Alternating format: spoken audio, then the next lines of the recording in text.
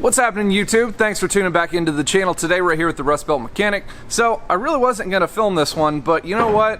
Why not? Free content. You guys have seen this truck before. We're back in with the 2018 Ram that we did the Lux headlight tint and taillight tint to. We're actually doing some more modifications to it for the service manager of mine. We're actually going to be lowering this thing, something a little bit different for the channel today. We're doing a 2-inch drop in the front, 4-inch drop in the rear, Belltech kit, so it's going to be pretty neat. Stay tuned, we'll get into it.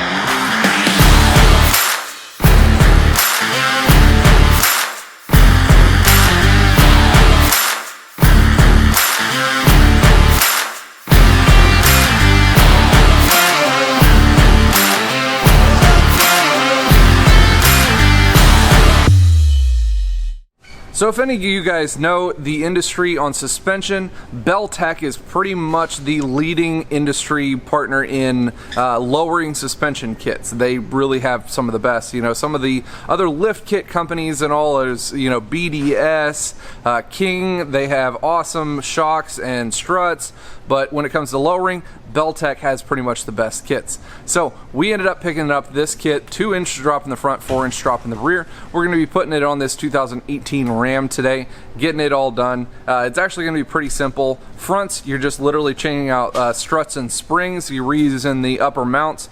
Rear, it's a little bit different, so we'll go into that as we do it.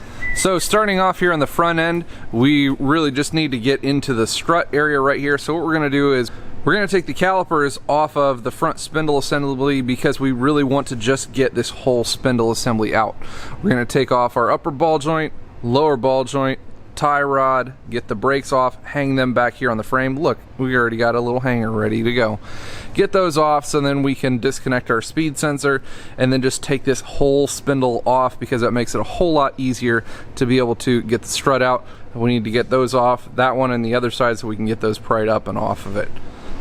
Alright, now that we got our spindle out of the way, you want to make sure everything's up and out, and now we've got good access to our strut. We got the lower bolt out already. The upper one, we just have 3 nuts along this top side here to be able to drop the entire strut assembly out.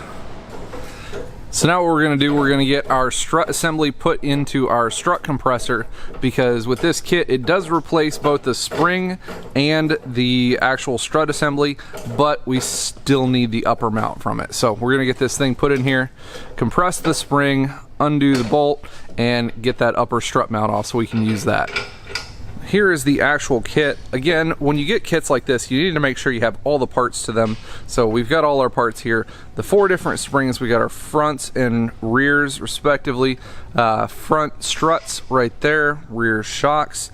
We've got our hardware, front sway bar links to change over, all of our bump stops, and then the fun part is going to be this one, because when you lower a truck like this 4 inches in the rear, your drive shaft is actually going to have some issues with clearance when it comes to one of the cross members. So we're actually going to have to cut a portion of the cross member out and bolt in this big thick steel plate into place to be able to clear everything for our drive shaft. So now we're going to get to the rear end side of things. Here on the rear, it's kind of simple. It's just like what we did for the 2019 Rams and putting the lift kits on. Our control arms, we're going to want to loosen up those. We're not replacing them, just loosening them up. Remove your shock. We're going to drop everything down. Remove the sway bar link, that gets replaced, and then we're going to be able to drop out our spring set. We've got the other side already started here. You see we've got this side apart, and then as far as your track bar, you're going to loosen up the top bolt and then remove the bottom one, because we've got a bracket that actually drops it below the rear end on this one.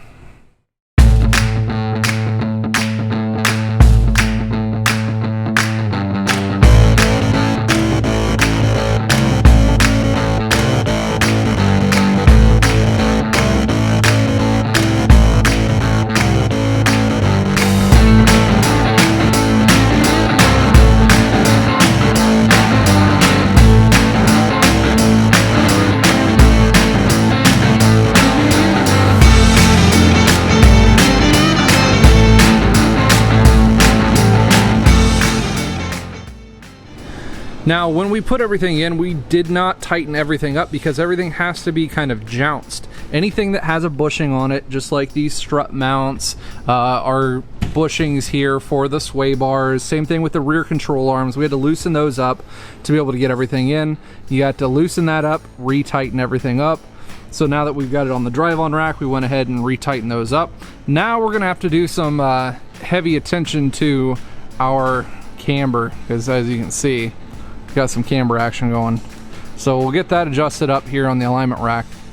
So now we measured the truck prior to doing the lift kit, and this is supposed to be a 2 and 4 inch drop.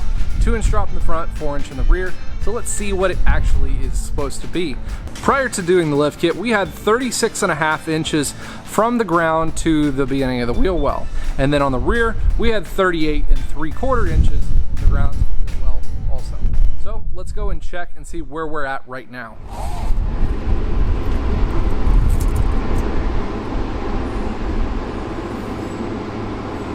We're at 34 7/8.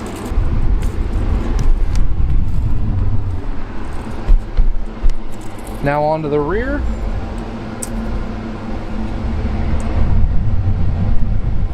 We're at 35 1/4. So we're pretty close to being even. We're within, you know, just a hair over 1/4 inch off from the front to the rear, but I think that's pretty darn good. So in real world measurements, we dropped 3.5 inches in the rear and 1.5 inches in the front. So we're just about 1/2 inch short from where the kit actually says, being a 2 inch and 4 inch drop. So ultimately pretty good. I really like the stance of this truck though. This stance turned out really, really nice. I think if he ends up getting some 22s for this, fills out the wheel wells just a little bit more, I think it'll look really great. Let's look at it here again.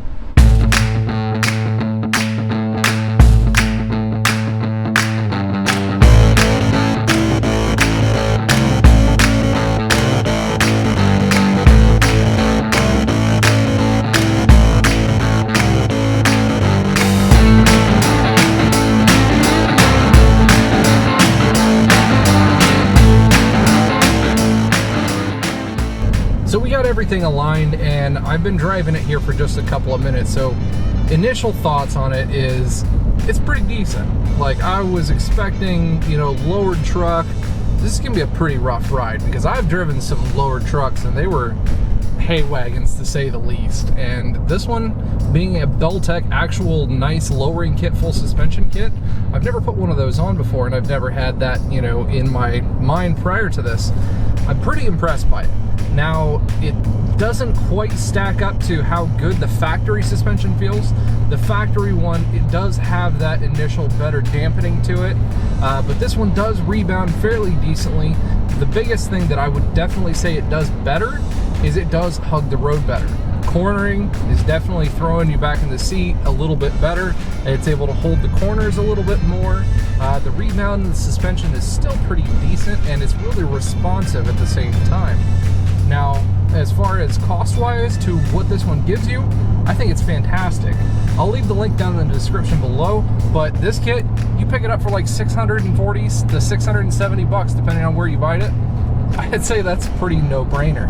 You know, if you really wanted to upgrade it, I'm sure you could get some different, like Fox suspension or something like that.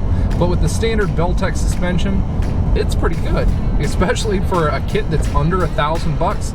I mean, shoot, the lift kit on my truck, it was like $3,500. That's some crazy crap, you know. But here, going around corners and everything, it sticks pretty darn good. I'm pretty impressed by it. Well guys, that's about all I've got for today. That kit was pretty simple to install, and I definitely say that anybody with a decent amount of mechanical knowledge, I wouldn't really recommend to be doing this one on the ground or anything, but as far as if you have a lift or some kind of access to one, it would make it pretty simple for you guys to do. I definitely would recommend if you guys hit up Belltech, if you're looking for a kit like this one. It was pretty comprehensive, everything was there, and it was very high quality. It was definitely thumbs up for me for them. If you like content like this one, make sure you hit that thumbs up button, subscribe to the channel, because if not, you're missing out on really cool builds, really cool tool reviews that I end up doing. The Duramax, we've got lots more content coming for that one as well. Make sure you hit that bell notification so you get notified when I come out with cool, awesome content just like this one. Appreciate you guys tuning in. Thanks, and as always, you guys stay awesome.